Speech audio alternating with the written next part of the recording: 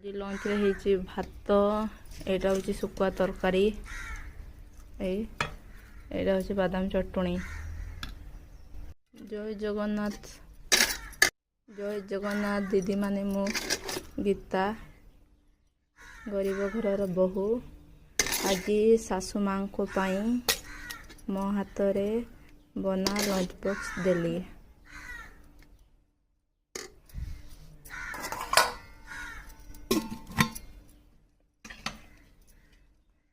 ଶାଶୁ ମା ଖାଇ କହିଲେ, ତୁ ଘରର ଲକ୍ଷ୍ମୀ। ମୋ ଆଖିରେ ଲୁହ ଆସିଗଲା।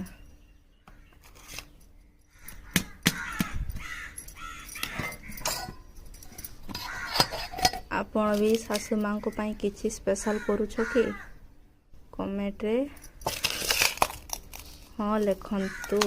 ସବୁ ବୋହୂକୁ ପ୍ରମାଣ। ଲାଇକ୍, ସେୟାର, ସବସ୍କ୍ରାଇବ୍ କରନ୍ତୁ।